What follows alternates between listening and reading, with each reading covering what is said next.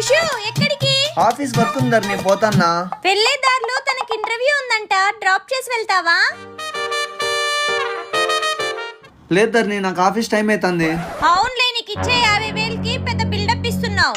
Drop చేస్తాడు, నువ్వు వెళ్ళు.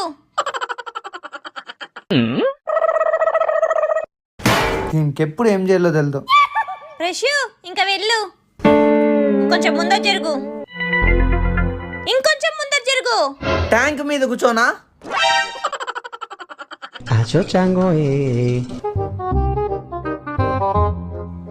ప్రశు నీకు గుడ్ న్యూస్, అను ఇంటర్వ్యూలో సెలెక్ట్ అయింది.